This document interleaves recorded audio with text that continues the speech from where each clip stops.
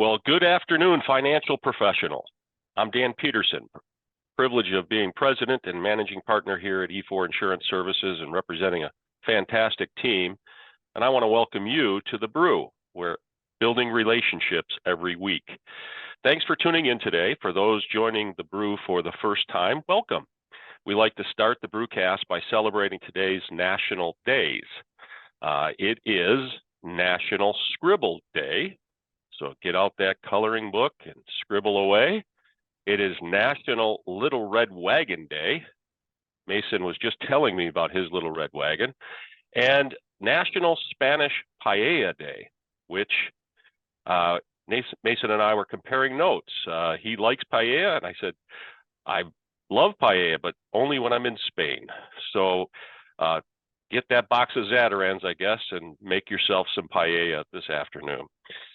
Today's Brew is the last installment of March Focus Planning Series, and we've been focusing throughout the year on business solutions. We started January with understanding the value of a business. Business valuations was our focus. We moved into February, and it was understanding the buy-sell agreements, or the triggers that are associated with those agreements and what can cause a need for liquidity.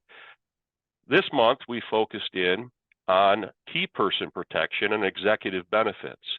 And once you figure out the value of the business and you know it's worth $5 million, well, who are those key people that are helping drive the value of that business? Mason McKinnie from Principal Life is joining us today. Mason and I actually spoke on a panel last week at the Libra conference on when you find these executives that need this or that we want to reward and retain, many times we can do it without going through normal underwriting. We can do multiple lives, and we were on a panel talking about the great multi-life solutions that Principal Life has. So we're going to discuss these benefits, ways to protect the business from involuntary or voluntary departure, and ways to make key employees, high-impact employees, feel like owners without giving them ownership. We encourage you to use the chat box or raise your hand to ask questions. Also, all attendees are in a drawing for a CE voucher and a Starbucks gift card, and we'll announce the winner at the end. Well, Mason, it was great to be with you last week. Thanks for joining us today on the Brew. Thank you, Dan. I appreciate it. Now I need to, hopefully after this call, get some of this business in and sold so I can go to Spain and try some authentic paella. Authentic, yes. Authentic. But no, I appreciate you inviting me. Obviously, executive benefits, key employee, insurance and protection are one of the things that we view as table stakes in our business, working with business owners in the business market. So we'd like to think we're pretty good at it. And to your point with your introduction, a lot of different ways to open up those conversations. And some of the best are really getting to that business owner, helping them understand what they have, and then helping them understand what people in their organization are helping them do it. So once you do that, it's a lot easier to have those key person conversations, whether, again, it is death benefit or disability protection against the involuntary loss of those employees, or something to make those employees happy, something to keep them doing their best every day. And to Dan's point, making them feel like owners, making them feel valued without necessarily having to give them ownership. So love the introduction, and really I think that sets the stage for the next 12 minutes of our conversation. So when we think about key employees, the easiest way to think about it is, who are you paying the most, right?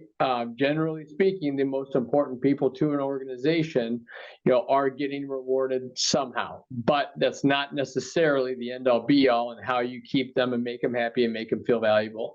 So we know that these key employees are the ones that are affecting the success of any organization. We know that these key employee benefits are extremely important to the top talent and to the top contributors of any organization, and it drives retention, and it drives value, and it drives purpose. We know that these are the employees who are driving revenue to that value, to the value of the business and to the business owner. At the end of the day, not all the time, but these are selfish conversations between you and the business owner. The reason oftentimes that the owner wants to take care of his or her best employees, it is because it just simply makes them the most money, right? When you have the best people doing the best work, driving the most revenue turns into profits, profits turn into income for that business owner and beyond. So we want to act selfishly, with and behalf of that business owner to make sure that their best people are sticking around, doing the best job for them so that they can monetize that value for themselves. So one of the things we talk about there, Mason, is, these are the difference makers in an organization. And I know some really great advisors we work with call them high impact. Who are your high impact employees? And how do you have that conversation with a business owner where how do you help them identify those people in their organization? A lot of technical ways to do that, right? You can maybe quantify them on who's going to have the largest impact to operations, workflow, revenue, who has the best relationships from either a sales or management perspective. Then you kind of go down the line and who will have the best quantifiable or the most quantifiable impact to sales and profitability. And frankly, who's going to hurt the longest, if they leave. And, a non-technical way of saying this is it's Friday afternoon, and who's the last person or the last people that you want to walk in your office and slap that resignation letter on your desk and let them know that you're leaving. So yeah, I like to ask the business owner, who if of all your people, who are the ones that would keep you up at night if they were to walk away, based on the need to fill their position, the impact to your organization. That same thing, that Friday afternoon when they walk in and say, here's my notice, which ones give you the most heartburn? Those are the key questions, right? Yeah, absolutely. So, really it's our hopefully jobs along with yours is to help those employers, those business owners identify those individuals who have all those characteristics of being, everybody's replaceable, but who's the hardest to replace and who's going to make that the most challenging, time consuming, and frankly, costly to do so, right? So what can we do now to keep those people on board, to keep those people from looking across the street to see if the grass is greener, and help them fertilize their own yard to make sure it's green enough so they don't have to go looking and their toes are nice and soft on night long. So that's really what we try to do at Principal. We have a team of attorneys and CPAs besides myself that will help qualify and understand these opportunities and provide solutions that works best for any individual business owner scenario. And we start, frankly, by looking at what they have in place, right? We know that there's foundational coverages that every business should have to take care of everybody, and that is table stakes and bare minimum to an organization. So do they have a qualified plan? Do they have group benefits that are competitive from a rank and file all the way to a C-suite executive standpoint? And are they doing the bare minimum to keep these people happy? Now, we know that not everybody in an organization is created equal. And one way to define that, again, as I mentioned earlier, is simply W-2 income, right? Who are you paying the most? There's a reason why you pay some people more than others because of the impact that they have to the company. So why doesn't the other benefits beyond traditional compensation match that level of contribution that employee is making and match that level of income that you're providing them? So we like to talk about proportionate, benefits for each employee, and Dan has heard it as nauseum, and a lot of you folks, guys and gals on the phone, have heard it as nauseum. But who are those asymmetrical contributors that need asymmetrical benefits, right? And so that just means who are you treating differently that are doing different things, right? Yeah, so and Mason, I knew with great confidence that I was going to hear asymmetrical benefits for asymmetrical contributors. I've learned to grow and love you for what you bring to the table there, where the simple guys like myself sometimes say what we're really talking about is the gaps, right? There's gaps that form in coverage.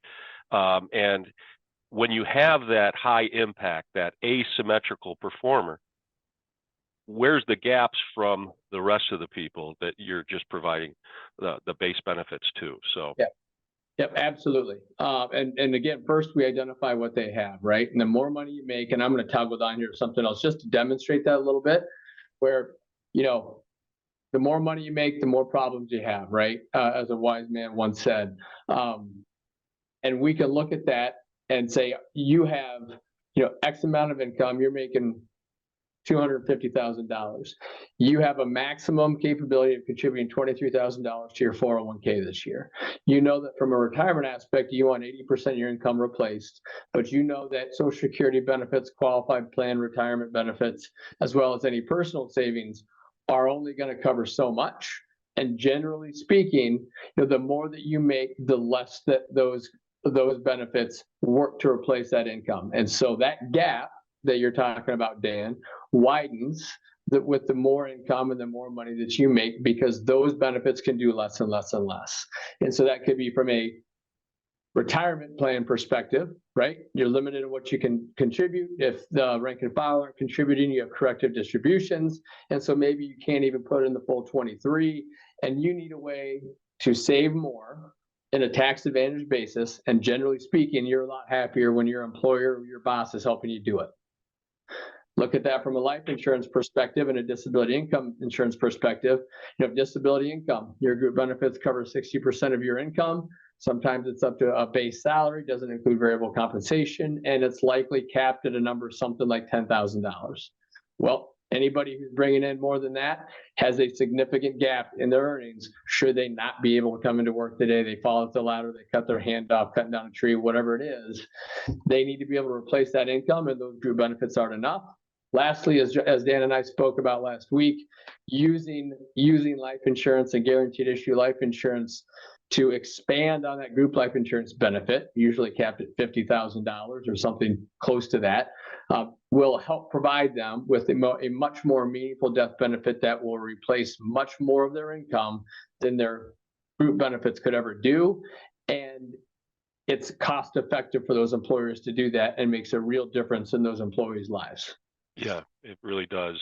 One of the firms we work with, they do an analysis. It's called a shortfall analysis, right? Those gaps create shortfalls. And, that you showed that if you go back to that graph where somebody retires that is on the left-hand side there, they may retire with 60% or 80% of their benefits, whereas your high impact people may retire with 35% of theirs. So that shortfall is what we're really trying to make up and closing the gap.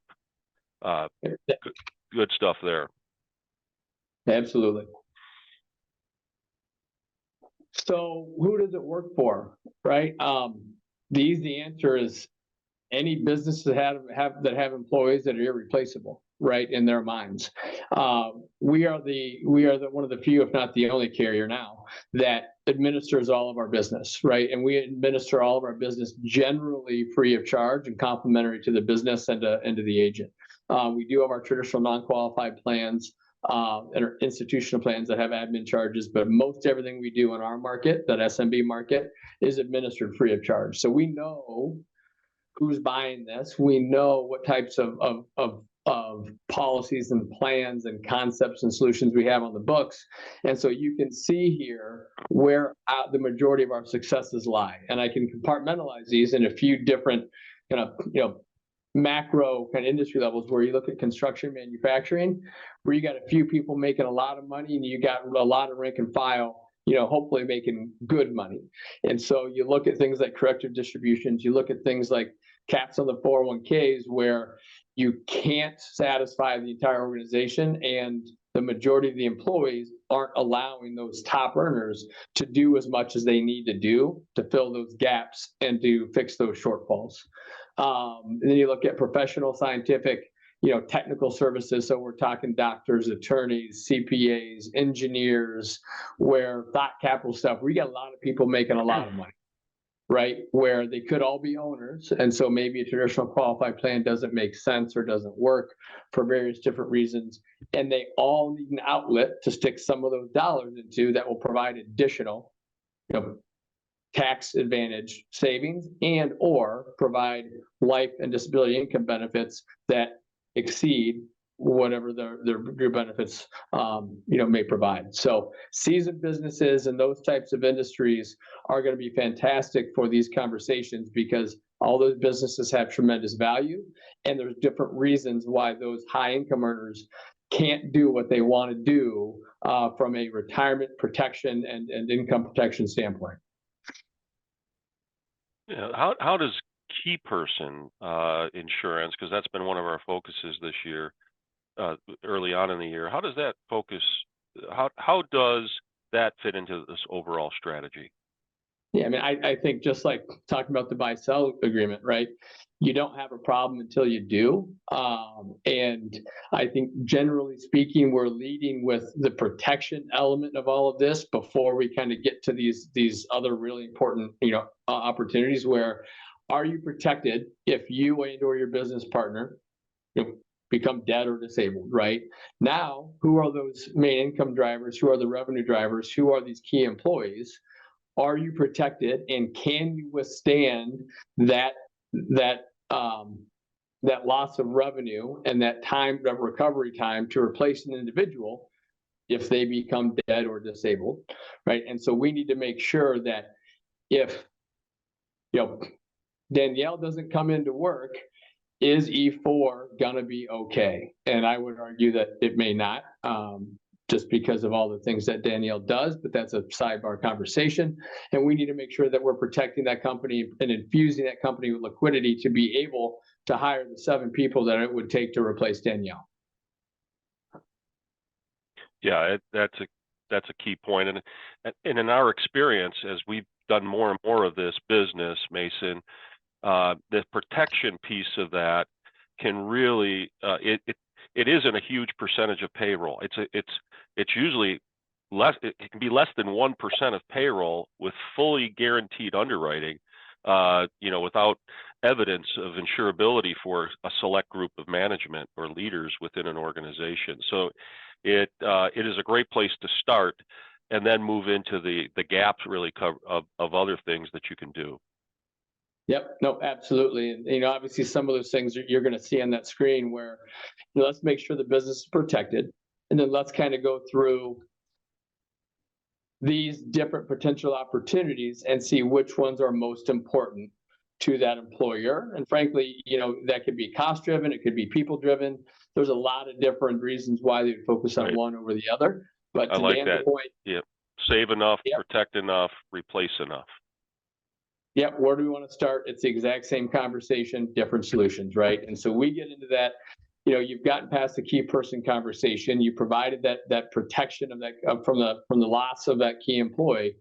Well, now how do we protect against the loss of the employee to the competition, right? This is the voluntary departure. We solved involuntary. Now let's move to voluntary. And this is where a company like Principal can come in, because we have the intellectual capital with our attorneys and CPAs and myself to set up the meetings between our attorneys, CPAs, and you and your clients to talk about what fits the best, right? They may want ultimate control. I need retention. If they leave me, I want them to feel it, right? But if they stick around, I want them to be rewarded. And so we have corporate owned solutions, split dollar solutions, deferred compensation solutions that provide the stickiness and those golden handcuffs that will say, hey, if you stick around, we're going to give you a lot of money. If you don't, you're not going to get anything, right? Or it might be a situation where we're a closely held business, we're family. I want to provide something that will really reward them, less concerned about control, but also provide a benefit to us, the company. And then you get down a bonus route or something like that, where you get a current deduction. You can put some restrictions on it, but at the end of the day, you're taking care of that employee.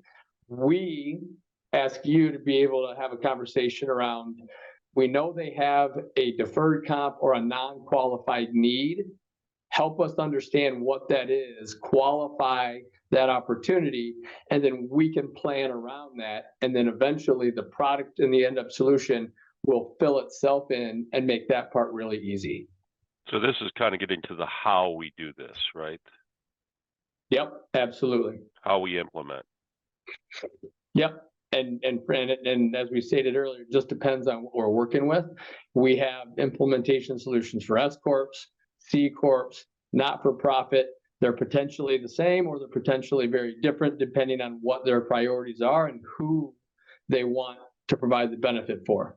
Right. And so we're going to go through that implementation execution process of identifying the right solution based on the type of company and what they want to accomplish, and then work through all the different steps to get that with them, themselves, and their professional advisors. Yeah, that's really good. Really, really good. Can you share a success story of implementing a key employee retention strategy? I'll share an E4 success story actually, and this was done and finished up in January. All right, we'll let you share it. We'll let you share it. And I'm trying to look through to see if everybody involved was on the call, may or may not. But this was a technology and IT consulting company where there were about 20 individuals who are very important to the company, right? Who have, who are out there, who are gaining and getting contracts, who are doing all the work, and who are very important to driving the revenue. And we wanted to provide something to those employees that would reward them if they stuck around and did their job. And we like to simplify things a lot. And so what you'll see in the middle of this screen is that select reward plan. So we said, hey, what about this? You tell us how long you want those employees to stick around and how meaningful of a bonus you want to give them at the end of that time period. And we will create a solution that will protect the company during that service agreement or that vesting period. And at the end of that service agreement, you're going to give them each $150,000. He said, what else? It's like, that's it.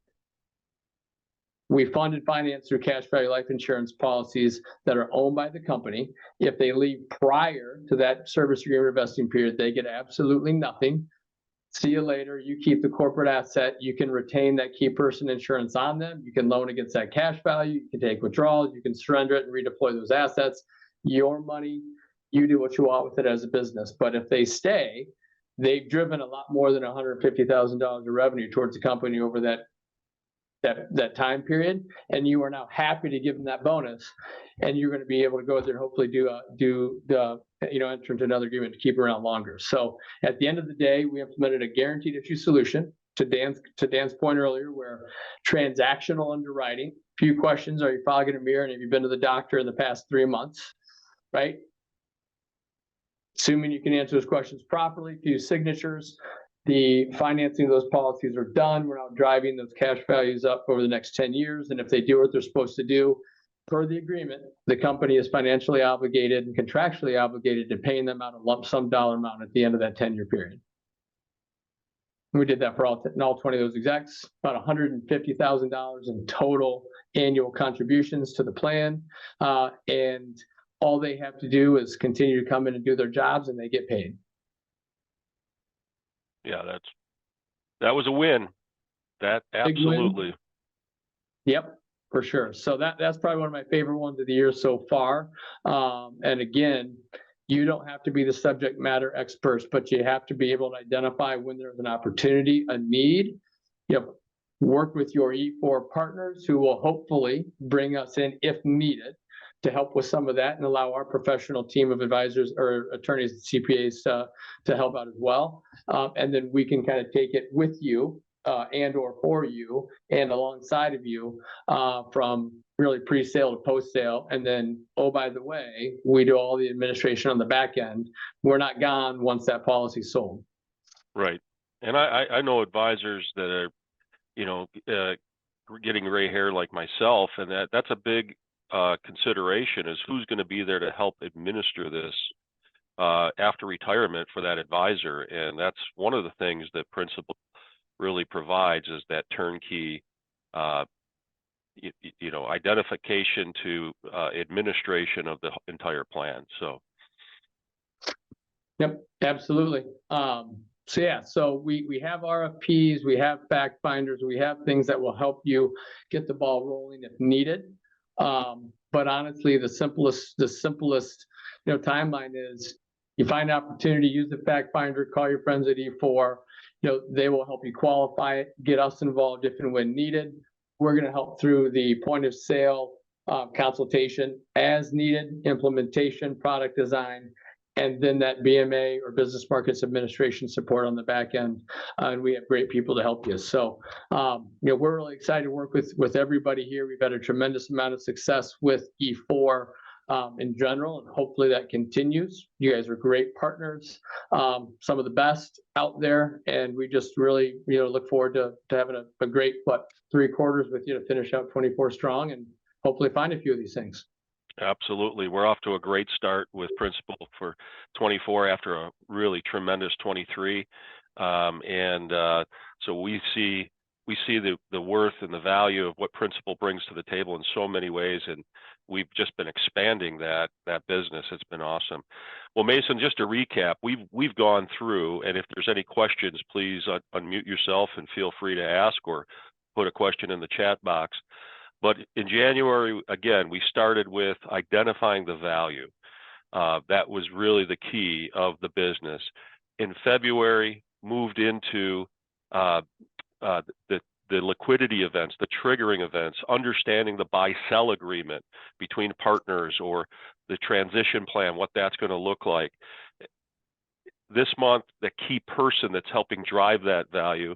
And then next month, we're moving into estate planning, knowing that with a business, what's on the business balance sheet ends up on the personal financial statement at some point, and that can create a lot of estate tax or estate planning challenges as well. And we have, if you haven't heard, we have a major sunset coming up at the end of next year that is going to really impact. And so next week we have Brett Berg, who is the Vice President of Advanced Markets, and he's a fantastic attorney from Prudential, and he's going to be presenting on that subject as we launch into the estate planning. But I think they all flow together really in the series that we've created, and we're going to recap that all with an email coming out as well. So any comments on the flow there of what we're doing?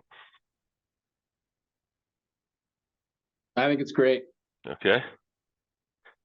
All right. Well, Mason, that was great. A lot of good materials there. We'll have those accessible, and we'll have those available. We do at this time need to give away our free Starbucks gift card and also a CE voucher. So can you pick a number between 1 and 27? We'll go with number 14. Number 14. The winner is Dan Flees. Hey, you've got a Starbucks gift card and a CE voucher coming your way. Thanks for being on the brew today and listening in. We'll have this brew recorded. I remind everybody that it will be on our YouTube page, so we have that available. And again, next week we shift our topic and our focus for the month of April to estate planning, and we look forward to Brett Berg, an attorney, joining us on the brew from Prudential. Mason, thank you for joining us today. Great to be with you. Super stuff from Principal Financial Group, and we appreciate the partnership. Yep. Thank you very much. Great to be with you as well. All right, everyone. That wraps up our brew for this week. Have a great rest of your week, and we'll see you next week on the brew.